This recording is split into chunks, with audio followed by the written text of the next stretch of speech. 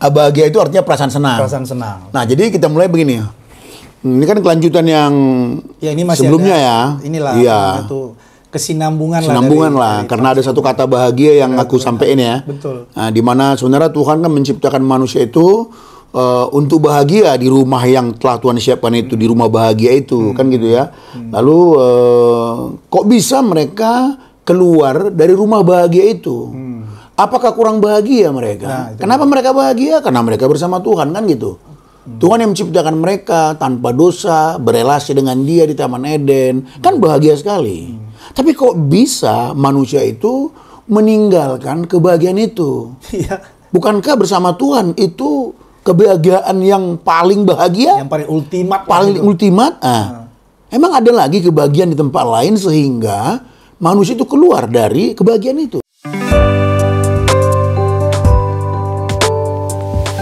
3, 2, 1, ngobrolin pesona Injil yuk setiap hari. Mantap Pak Gem. Siap. Kita ketemu lagi di ngobrolin pesona Injil di Igrea Ngopi. Disingkat dengan Igrea Ngopi. Ya, ngopi. Ngobrolin pesona Injil. Ngobrolin pesona Injil. Di part sebelumnya kita sudah bahas tentang mulai dari rumah atau landasan mulai dari rumah itu secara teologis. Nah, ada satu kata yang menarik yang waktu itu Pak Gem mention, yaitu kata kebahagiaan. Manusia itu mencari kebahagiaan di luar rumah.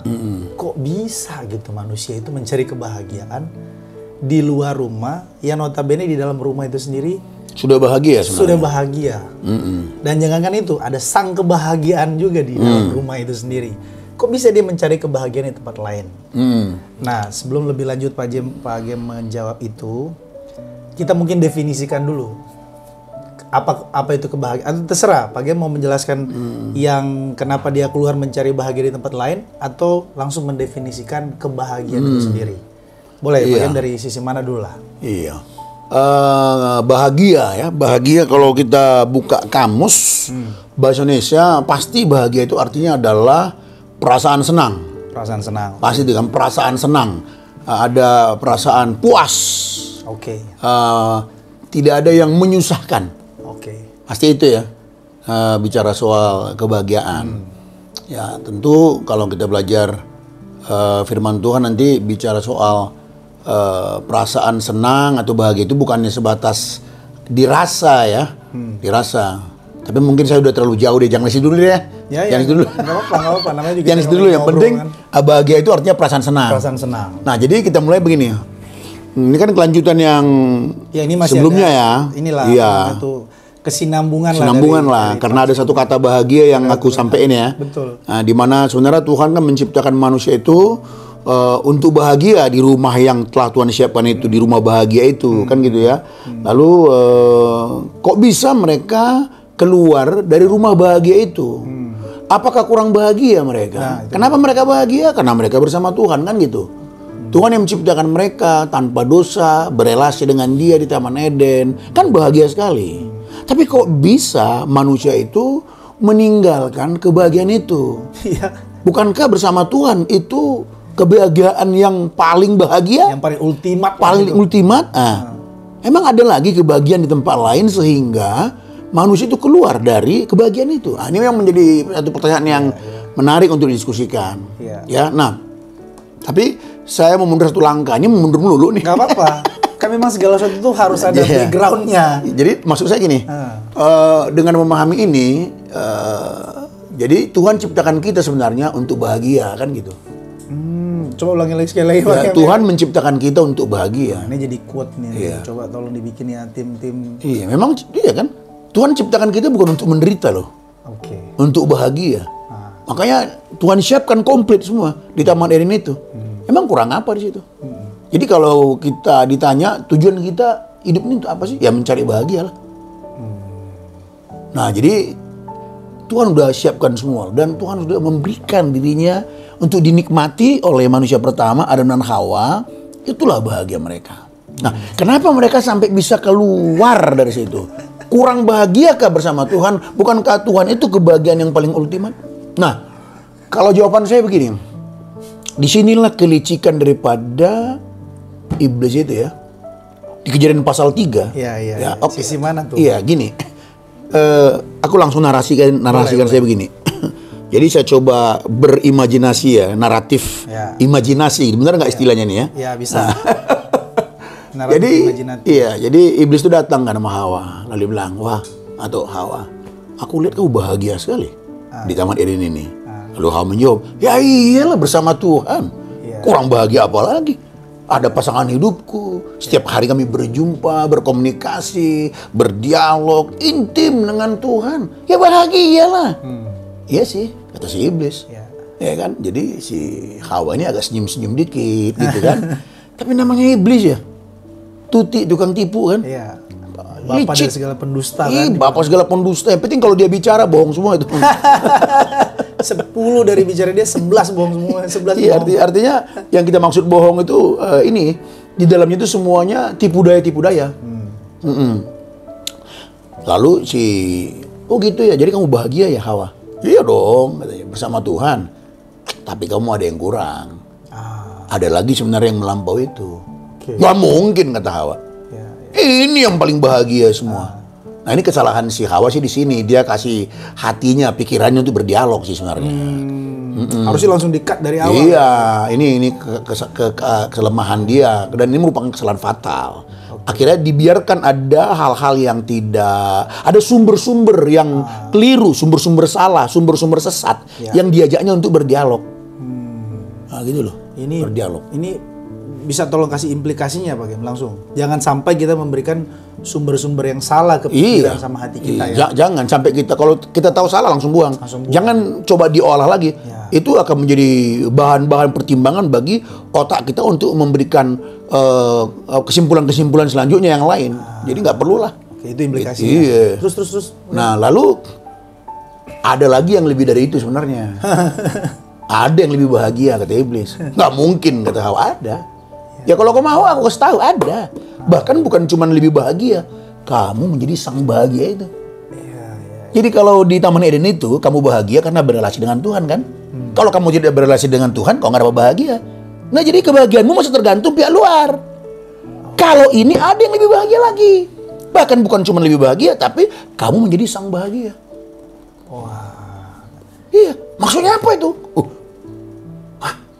Hawa mulai terbelalak dan Kalkulasi lebih. ya keinginan tahuannya itu jadi makin terbuka. Oh ya? Jadi sang Apa itu? bahagia. Jadi sang bahagia. Nah, saya katakan sang bahagia karena iblis berkata kan kalau kau makan buah ini, kau menjadi seperti Allah. Ya. Jadi Allah itu kan sang bahagia, yang dia bahagia pada dirinya, tidak perlu ada sumber-sumber luar, udah bahagia. Coba kelicikan iblis ini, dia memberikan tawaran yang melampaui. Masuk akal kan, kurang bahagia apa bersama Tuhan? Betul. Lalu dia bilang, kamu bahagia karena kamu berrelasi dengan Tuhanmu. Jadi kamu bisa bahagia karena ada sumber luar. Kalau ini yang kutawarkan ini, kau menjadi sang bahagia. Tak perlu ada sumber dari luar, kau sudah bahagia. Bahkan bahagiamu itu permanen. Caranya gimana? Makan buah itu. Iya. Apalagi Langgar perintahnya. dibilang Hawa melihat itu menarik, Menarik, hati, iya. penuh pengertian. Iya menarik. Ya itu dia maksudnya, sang bahagia. Iya. Itu kan menarik sekali. Iya. Nah, akhirnya apa yang terjadi? Hawa tergoda. Hawa tergoda, dia mau menjadi sang bahagia. Dia ambil, dia melawan, dia memberontak sama Tuhan. Begitu dia makan itu, terbelalaklah dia. Apa yang terjadi? Apakah dia jadi bahagia? Enggak. Enggak, kenapa? Ternyata dia menjadi sang bahagia. Dia pengen menjadi seperti Allah yang bisa memberikan kebahagiaan atau yang bahagia pada diri sendiri. Hawa lupa dia ciptaan. Ini kata kuncinya. Nah, dia lupa dia ciptaan. Dia lupa Mana dia mungkin ciptaan jadi Allah? Gak mungkin. Jadi Hawa berpikir, ya inilah tertipu. Ini menunjukkan bahwa manusia itu ingin menjadi pusat. Oke. Nah, artinya dia tidak butuh yang lain. Dia mau otonom. Ya. Dia mau otonom sendiri. Ya. Sementara kita diciptakan bukan makhluk otonom. Kita bukan makhluk mandiri. Kita membutuhkan yang lain, kan gitu. Itu dia sebenarnya, sehingga akhirnya manusia itu diusir dari taman kebahagiaan itu. Ya, dia pikir dia menjadi sang bahagia, akhirnya jadi minus bahagia. Gitu sebenarnya. Inilah bisa dibilang gini Kak, bisa nggak dibilang gini Pak Gem? Inilah awal kekacauan atau kompleksitas dari diri manusia itu tidak menemukan kepuasan atau tadi perasaan senang itu pada dirinya sendiri karena kejatuhan manusia dalam dosa itu. Iya betul, karena kejatuhan manusia dalam dosa itu menjadikan manusia itu menjadi pusat kan, menjadikan manusia itu menjadi Allah bagi dirinya sendiri. Nah, itu dia. Inilah membuat kekeringan sebenarnya, membuat kekeringan dalam setiap manusia yang sudah di dalam dosa itu. Tapi gini Pak Gem, kita masuk lebih agak kontemporer. Coba. Kan kalau kita lihat ya di dunia ini ada banyak orang berkata begini, ya aku bahagia kalau aku punya uang, aku bahagia kalau aku punya jabatan. Masuk akal. Aku bahagia kalau keluargaku utuh, aku bahagia kalau status kelas sosialku tinggi. Dan aku bahagia kalau aku sukses lah, kurang lebih begitulah paradigma dunia ini. Nah, apakah faktor-faktor ini semua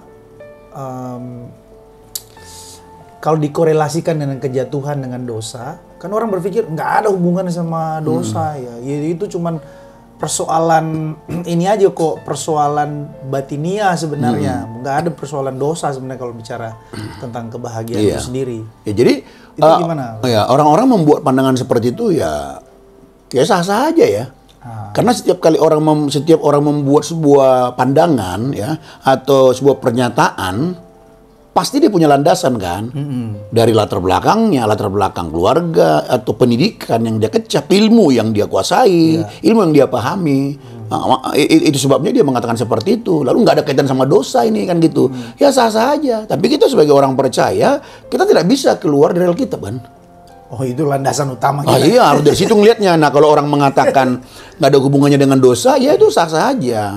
Tapi ketika orang berkata dia mau mencari bahagia di dalam uangan tadi gitu ya. Aku bisa paham itu. Kenapa? Karena memang manusia dicipta untuk bahagia kan.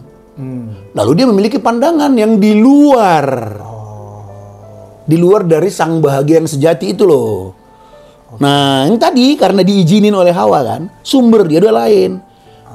Nah, sekarang manusia yang mengatakan aku mau cari bahagia di dalam uang yang banyak, di dalam jabatan yang tinggi, atau dengan kata lain dia berpikir kalau uangku banyak aku bahagia, kalau jabatanku tinggi aku bahagia. Itu sebenarnya hal yang wajar aja karena manusia diciptakan untuk bahagia dan dia mau bahagia, tapi yang dia pahami dia bahagia dengan punya banyak uang.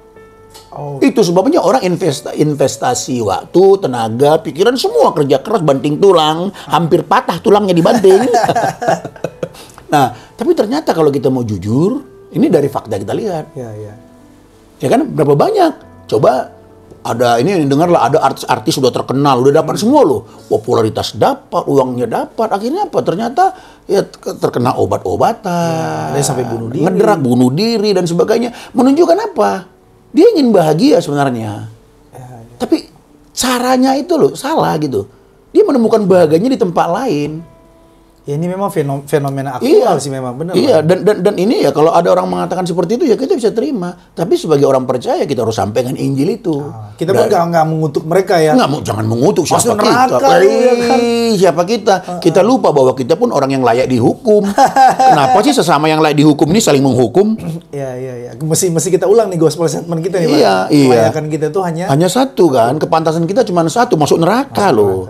Nah, tapi oleh karena kasih karunia Allah, kita diselamatkan. Ya kita hargai kasih karunia Allah ini dengan hidup benar, hidup kudus di hadapan Tuhan. Ini pun tidak membuat kita gampang menjustify orang lain ya, Pak Gem? Bukan gampang, nggak bisa. Iyalah. Kalau kita sadar kita sebenarnya orang yang terkutuk masuk api neraka harusnya diselamatkan. Loh, bagaimana kita bisa menghukum orang lain? Bagaimana kita menjustify orang lain? Malah harusnya kita menangisi mereka dong. Supaya sama seperti kita mengalami kasih karunia itu. Makanya tugas kita ya menyampaikan Injil. Contohnya ya podcast ini. Ngobrolin pesona Injil ini. Iya kan? Balik lagi tadi Pak. Coba. Jadi tadi ya bahwa kebahagiaan itu kan perasaan senang. Lalu kita sudah tahu landasan teologisnya. Hawa itu kemudian mengambil pemikiran atau filosofi yang lain, mengambil filosofi dari iblis lah untuk menjadi sang kebahagiaan. Lalu dia keluar dari rumah itu sendiri.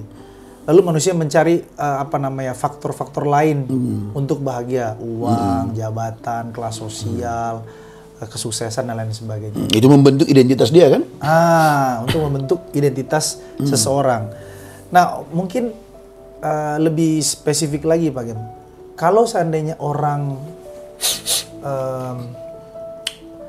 bagaimana dia menemukan atau bagaimana orang yang dalam tekanan pekerjaan, pekerjaan di rumah, pekerjaan dia di kantor, lalu bagaimana mensiasati kehidupan yang monoton ini sehingga dia menemukan, oh ada kebahagiaan yang sesungguhnya gitu Pak. Nah, untuk merespon ini mungkin jangan lupa kita coba masukkan story of the gospel. Ya kan, cerita Injil itu kan, yang kita buat 5 bab itu loh. Penciptaan, kejatuhan, penebusan, kemudian pembaruan, kemudian langit baru. Nah, coba kita masukkan dulu bicara kebahagiaan dalam cerita Injil ini. Pada mulanya bahagia yang sempurna, manusia keluar dari kebahagiaan itu, mereka mau menciptakan bahagia sendiri di luar Tuhan. Kemudian Tuhan datang untuk memberikan kebahagiaan itu, ya kan, dengan memberikan hidupnya, mati dari kayu salib, bangkit dan antara kebangkitan dari antara orang mati, ya, kemudian dia naik ke sorga, kan gitu. Ini menjadi apa? Jalan kebahagiaan kita. Makanya dia bilang, akulah kebahagiaan itu kan. Tuhanlah menjadi kebahagiaan kita. Kita ditebus. Yang bikin kita bahagia apa? Kesadaran kita bahwa kita telah ditebus. Kita orang yang harusnya binasa, tapi diselamatkan. Inilah kebahagiaan kita. Inilah sumber bahagia gitu. Jadi orang yang mengalami kebahagiaan sejati ketika dia tahu bahwa dia itu diselamatkan. Misalnya saya baca satu bagian Alkitab, misalnya satu bagian Alkitab, 1 Petrus pasalnya yang pertama, ayatnya yang ke-3 sampai 6. Agak panjang nih ya. Boleh. Terpujilah Allah dan Bapa Tuhan kita Yesus Kristus yang karena rahmatnya yang besar telah melahirkan kita kembali oleh kebangkitan Yesus Kristus dari antara orang mati kepada suatu hidup yang penuh pengharapan, living hope. Jadi kita dilahirkan kembali, dikatakan di situ, oleh kebangkitan Yesus Kristus dari antara orang mati, sehingga hidup kita menjadi satu hidup yang penuh pengharapan. Kita memiliki hidup yang punya pengharapan. Apa itu? Ayat 4-nya, kita menerima satu bagian yang tidak dapat binasa, yang tidak dapat cemar, yang tidak dapat layu, tersimpan di sorga. Siapa itu? Kamu, katanya ayat 5. Dipelihara dalam kekuatan Allah karena imanmu, sementara kamu menantikan keselamatan yang telah tersedia untuk dinyatakan pada zaman akhir. 6. Coba kita sama-sama lihat. Ayat 6-nya. 1, 2 ya. Ada 1 Petrus 1 ayat 6. Oke, 1 Petrus 1 ayat 6. Coba. 1 Petrus 1 ayat 6. Coba ini dia. 6. Ini dia klimaksnya. 1, 2. Ya. Bergembiralah akan hal itu. Akan hal apa? Ayat 3 sampai 5. Akan keselamatan yang telah kau terima. Hidupmu sekarang punya pengharapan loh. Kau memiliki harta waris yang tidak dapat binasa, tersimpan di sorga loh. Bukankah ini segala-galanya? Inilah membuat kita bahagia. Kalau pakai bahasa lainnya, ada satu damai sejahtera di dalam sini. Oh, itu menjawab pertanyaanku tadi. Jadi ini Pak Gem. Selanjutnya gini. Bergembiralah akan hal itu sekalipun. Iya, ya dikit-dikit dulu. Tadi saya mau lanjut ke situ juga. Ini dulu, biar jelas dulu hal itu. Bergembiralah akan apa tadi? Hal itu. Hal itu apa? Kenapa kita mesti tadi. Jadi bergembiralah akan keselamatan itu. Kalau engkau paham itu, maka ada penduka cita, berbagai pencobaan, kau bisa tetap berbahagia walaupun dompetmu belum tambah. Walaupun tekanan-tekanan itu banyak, tapi apa? Itu kan tekanan dari luar. Tekanan yang dari luar itu, dengan kita paham bahagia kita, orang yang sudah diselamatkan, kita bisa menjalani. Sakit loh, nggak punya uang tuh nggak enak loh, jujur aja. Iya, makanya Pak. Uang ngepas-ngepas itu berat loh, jujur aja. Benar. Dihina itu nggak enak loh. Setuju. Iya, benar loh. Tapi dengan kita mengerti kebenaran Injil yang sejati itu kita mengerti, itulah bahagia kita. Kita diselamatkan. Makanya Tuhan bilang di dalam khotbah di bukit, apa coba? Berbahagialah orang yang miskin di hadapan Allah. Berbahagialah orang yang dianiaya. Berbahagialah orang murah hati dan lain-lainnya. Di mana orang bisa bahagia? Dianiaya. Bahagia nggak lagi lagi Nah, dianiaya? makanya itu ditentukan karena siapa. Coba diulangi lagi bagaimana? Jadi berbahagialah orang yang dianiaya.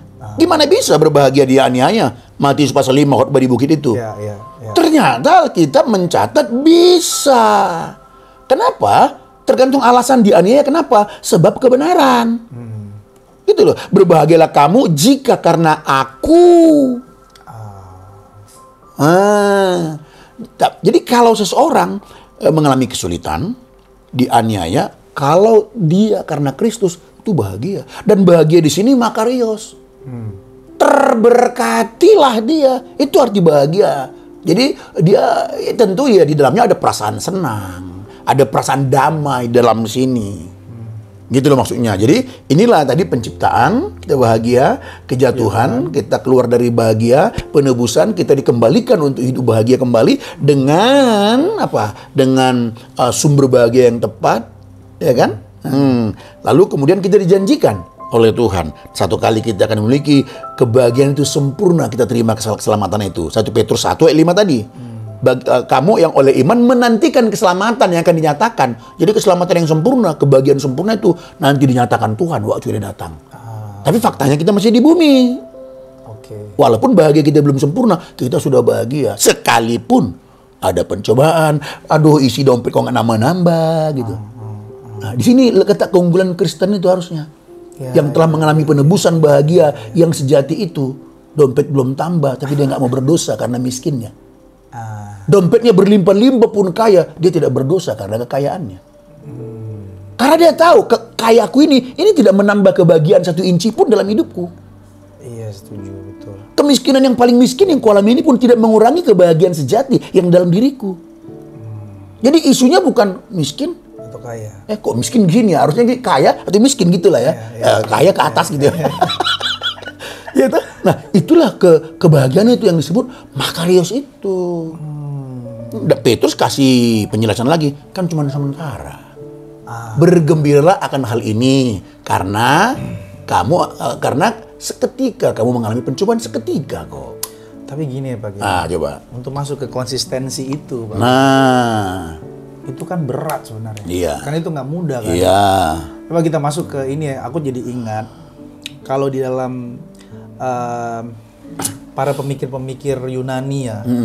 Mereka ini kan filsuf-filsuf ini mengatakan bahagia itu adalah ketika mereka bisa berbuat baik. Gitu. Bahagia itu ketika mereka bisa menolong orang, melakukan kegiatan-kegiatan yang sifatnya membantu orang lain. Mereka menemukan kebahagiaan itu di situ. Sementara yang lain mengatakan bahagia itu ketika bisa memuaskan hawa nafsu lah gitu, dalam uang, dalam hal seks dan lain sebagainya. Nah, kalau Injil itu sendiri kan tadi sudah Pak Gem jelasin dari 5 story itu. Story of the gospel. Story of the gospel itu. Nah, bisa kita elaborasi lebih jauh nggak Pak Gem secara spesifik sebetulnya versi bahagia kita itu untuk supaya kita punya endurance, ketahanan, konsistensi, disiplin untuk tetap menerapkan pola berpikir bahagia itu hanyalah Tuhan itu sendiri. Itu bagaimana Pak Gem?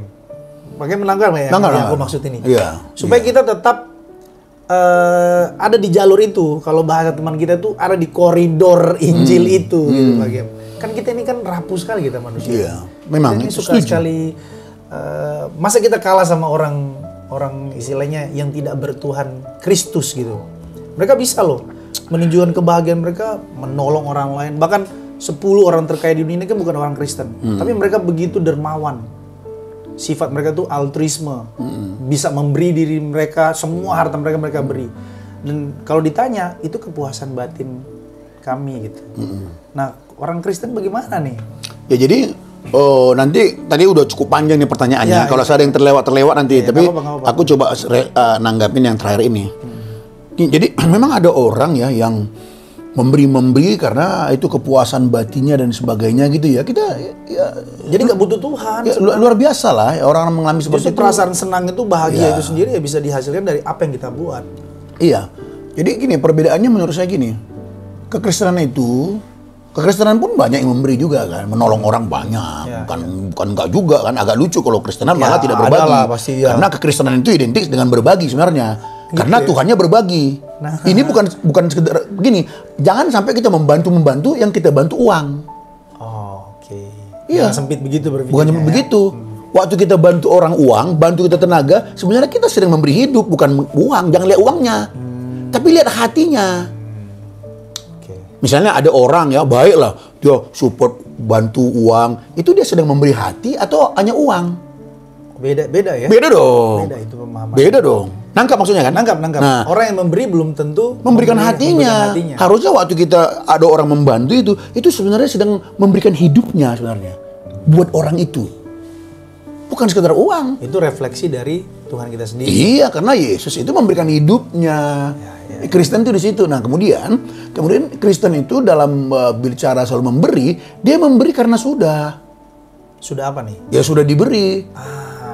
Dia sudah bahagia. Oke, itu sebabnya kita nggak bisa memberikan bahagia kepada orang lain kalau kita sendiri tidak bahagia. Jadi kita memberi itu karena kita sudah bahagia. Nah, saya tidak tahu, saya tidak mengklaim apakah orang-orang di luar sana yang tanpa Kristus, yang begitu baik itu, apakah dia memberi karena sudah bahagia atau karena mau bahagia? Ini dua hal yang berbeda. Beda dong. Betul signifikan. Karena dia nggak bahagia, lalu dengar orang lain, makanya kita harus memberi. Waktu kita memberi, kita akan mengalami kebahagiaan. Ada kepuasan batin. Ada kepuasan batin. Kalau enggak, kita udah puas. Kita memberi karena batin kita udah puas. Jadi bukan yang nampak yang terlebih dahulu, sebenarnya yang nggak nampak dulu ya Pak? Iya, karena di sini sudah bahagia. Jadi kebahagiaan yang dia miliki ini, dia mau bagikan. Caranya apa? Dia punya uang, dia kasih uangnya. Tapi waktu dikasih uang, sebenarnya dia sedang memberi hatinya. Dia kasih tenaganya. Itu ekspresi hatinya. Nah, karena namanya kasih kan. Kasih itu kan ada sesuatu di dalam yang harus dibagikan.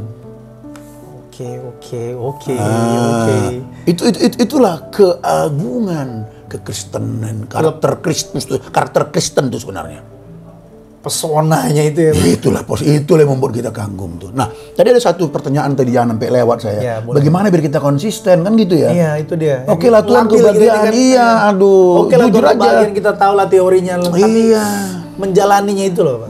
Jadi sebenarnya kegagalan kita adalah ya kita tidak menyampaikan Injil kepada kita setiap hari. Itu sebenarnya. Karena kata Martin Luther, karena kita lupa Injil itu setiap hari. Kenapa sih kita mesti memberitakan Injil setiap hari kepada diri kita? Ya karena kita masih salah. Karena kita masih bikin salah juga gitu. Kedua, karena kita butuh dibaharui terus gitu.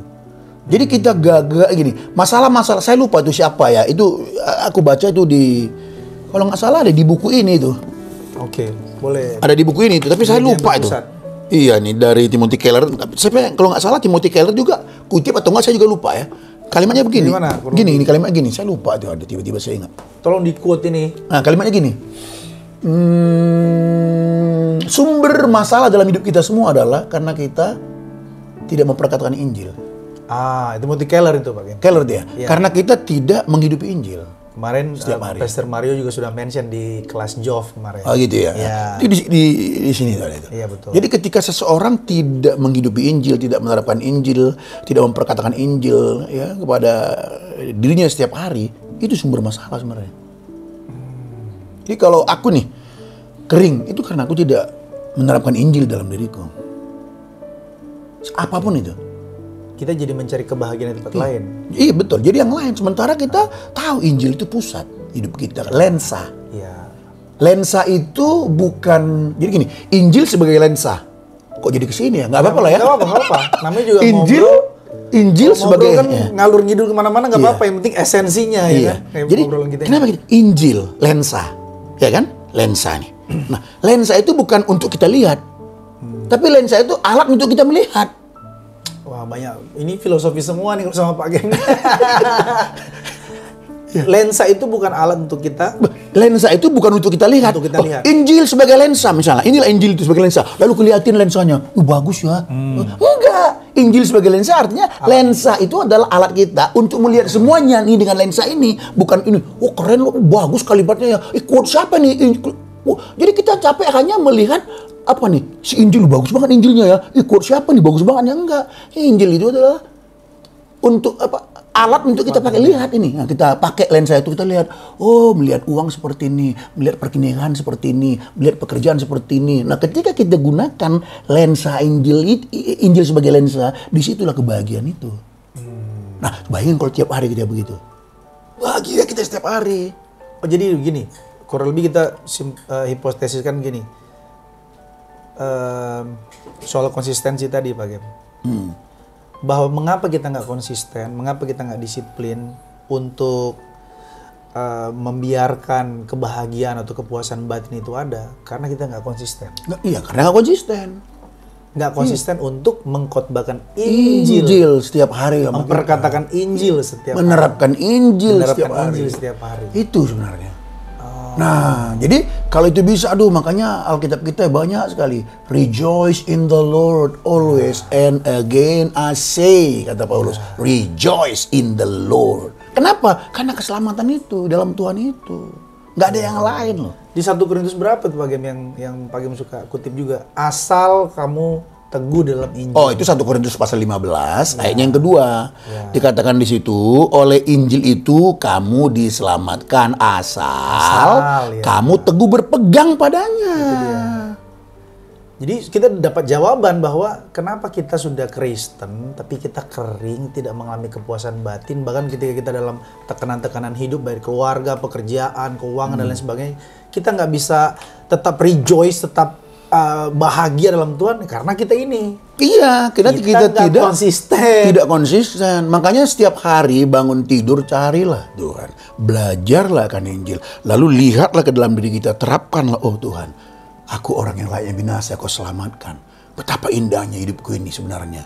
Nah, terus kita lihat identitas kita. Identitas kita itu anak Bapak surgawi. Kalaupun kita ada bikin salah, jangan hukum diri karena kita bikin salah. Gak ada penghukuman dalam diri kita, bagi kita lagi. Bukan berarti kita kompromi sama dosa, nggak, kita bikin salah minta ampun sama Tuhan. Tapi jangan mau lagi digini, memang kau nggak layak tuh bikin salah. Itu bukan Kristen. Ini membuat nggak bahagia. Oke. Ada salah mohon ampun sama Tuhan dan jangan ulangin lagi. Jangan mau terhukum. Roma 8 ayat 1 jelas. There is no condemnation. Nggak ada lagi kutuk bagi atau penghukuman bagi orang yang ada di dalam yang ada itu Kristus. Kita dididik ya Pak. Ya dididik. Titus pasal 2. Ayat 11, 12, 13. Ibrani juga bilang gitu ya. Nah, Ibrani juga, betul. Tidak ada anak yang tidak dihajar. Iya, dihajar. Nah, jadi sekali lagi kita mengalami kebahagiaan karena Tuhan, yaitu karena keselamatan yang Dia berikan, dan itu membuat kita damai sejahtera di dalam batin kita ini. Jadi segala sesuatu yang keluar, perbuatan-perbuatan baik kita itu ada basis penalaran atau basis dalam hati kita ya Pak. Oh iya. Jadi buah kehidupan kita itu bukan buahnya terlebih dahulu ya. Karena orang yang berbuat baik belum tentu hatinya udah bahagia. Iya, karena dia mau cari bahagia juga memberi itu. Oke, di situ lagi kita. Kayaknya kita tambah dikit nggak apa-apa lah. Boleh. Gara-gara tadi Mike ngomong itu, menit lagi, gara-gara Mike ngomong gini, saya jadi teringat ayat. Ah, itu makanya. Filipi pasal 4. Silakan, apa tuh? Gini. Jadi kan Paulus kan dalam penjara. Ya, orang Filipi ya gimana lah yang ngelihat pimpinan mereka, rohaniwan mereka dalam penjara. Lalu mereka terus berusaha untuk memberikan bantuan. Lalu dibantulah. Lalu Paulus bilang, "Hei jemaat Filipi, thanks ya. Kalian sudah membantu aku. Sering sekali kalian ingin membantu aku, tapi nggak ada kesempatan. Inilah akhirnya kalian bisa membantu saya." Tapi kata Paulus, "Aku nggak pernah minta lo ya. Karena apa? Aku nggak pernah minta kalian untuk bantu saya dan sebagainya. Tapi kalian sudah bantu. Thank you. Terima kasih banyak," katanya. Terima kasih banyak. Kenapa? Karena aku udah tahu apa itu kekurangan, apa itu kelebihan. Semua aku lewati bersama dengan Kristus. Jadi oleh karena itu, inilah bantuan kalian. Katanya. Aku terima ya. Tapi yang kulihat bukan ini. Yang kulihat adalah buahnya. Jadi hatiku, kata Paulus, bukan kepada pemberianmu ini. Tapi aku melihat inilah buah imanmu. Wow, dalam sekali ternyata itu ya. Filipi 4 ayat 17. Kalau orang itu selalu melihat apa yang dia kasih. Wih, gue dapat mobil. Gitu. Wih, gue dapat rezeki banyak. Bukan buah dari iman, ekspresi dari. Ya, makanya itulah pergumulanku juga, pergumulan kita sebagai pemimpin umat gitu ya. Artinya apa? Ketika kita dapat berkat, dikasih sesuatu, jangan kita bahagia di pemberian ini, tapi biarlah kita melihat bahwa iman atau buah dari orang itu. Bukan, iya dong, ya kita dapat mobil, saya senang lah. Tapi sebagai seorang pemimpin rohani, saya belajar. Saya tidak mau bersuka cita di mobil yang dia berikan. Atau di uang yang dia berikan. Tapi aku bersuka cita untuk melihat itu adalah buah imannya dia. Yang harus terus diingatkan dan sebagainya gitu. Nah, ini saya banyak nambah nih kalau begini. Gawat juga nih. Kayaknya udah cukup dulu Pak Gem. Nggak, tapi kayaknya penting nih. Oke. Nggak apa-apa lah ya. Penting. Tambah lagi 45 detik.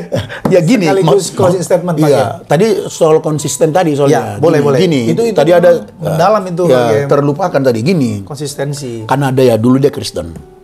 Terus dia pindah keyakinan. Ya, ke iman yang lain gitu. Ya. Lalu dia mengatakan, wah, waktu saya Kristen dulu nggak ada apa-apanya, nggak ada damai dalamnya, bla bla bla, kan gitu tuh. Kayak gini. Ini banyak Ada lagi Pak Gem, iya, kayak gini, atau yang jadi ateis. Nggak, saya begitu saya jadi betul, ateis, betul, begitu saya pindah ke agama yang lain, aku bahagia sekali. Sampai-sampai dia bisa menguraikan agamanya yang baru sekarang. Begini. Jago sekali dia. Ini juga bicara ateis. Dia keluarkan buku-buku ateisnya itu. Begini. Aku ngelihat, coba dari dulu waktu kau Kristen, sebegitu kau bikin rajin membaca Alkitab. Nggak sempat kok kayak gitu. Ya, betul. Artinya apa? Poinnya apa? Poinnya adalah isi tiap hari dengan Injil tadi itu. Ya. Itu bikin kita bahagia. Nah, waktu dia dulu Kristen, dia nggak pernah lakukan seperti dia lakukan sekarang.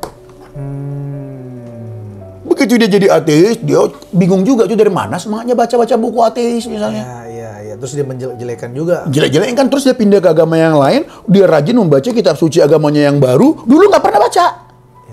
Ya. Atau baca sekali-sekali. Lalu dia merasa sekarang udah banyak jago nih. Oh, saya damai katanya. Nah, makanya Ya. kata kuncinya di mana tadi? Konsisten lah. Ya. Belajarlah Injil setiap hari, kita terapkan dalam diri kita. Gitu. Ngeri. Itu penting kan? Ini sangat penting. Dan ini menampar, dan ini sekaligus merimain ke kita bahwa kita harus lebih konsisten lagi untuk menggali firman, memperkatakan Injil, menerapkan Injil, memperagakan Injil. Pak Gem mau ada closing statement nggak? Kalau nggak ada kita tutup nih. Ya, jadi untuk membuat closing statement-nya udah cukup panjang juga, tapi saya coba ringkaskan. Summary-kan aja, ringkaskan. Jadi kita diciptakan untuk bahagia. Ya. Oleh karena itu, marilah kita kejar kebahagiaan itu. Ya, kita kejar kebahagiaan. Di mana itu. kita kejar kebahagiaan itu, Pak Gem? Kebahagiaan itu ada pada Tuhan. Kok bisa? Dia sudah datang kok, menyatakan dirinya. Dari mana kita bisa tahu? Di dalam Alkitab kita. Ketika kita belajar firman Tuhan, kita belajar terus, kita merenungkan, kita berjumpa sama Tuhan, disitulah kebahagiaan itu. Ada satu jemaat nanya ke saya gini, Pak Gem. Pak Pendeta, di mana ya ada buku atau referensi tentang kebahagiaan? Aku pengen baca, Pak Pendeta. Ya, aku jawabnya sederhana. Alkitab lah. Menurut saya juga udahlah, mulai dari Alkitab lah. Itulah buku kebahagiaan tertinggi. Mulailah dari Alkitab. Gitu. Jadi jangan dari tempat yang lain. Tapi itu pun ekspresinya agak kok Alkitab, dia ekspektasinya buku-buku. Ya, karena bagi dia ada satu buku yang melampaui Alkitab. Oke lah Pak Gem. Betul nggak? Betul. Kalau dia rasa Alkitab yang the best, harusnya cari yang the best. Semoga jemaat itu nonton podcast kita ini. Ya semoga dia nggak marah tapi malah bertobat ya. Amin. Oke, thank you Pak Gem. Sampai jumpa di ngobrolin pesona Injil. Oke, Tuhan Yesus memberkati. God bless untuk kita semua.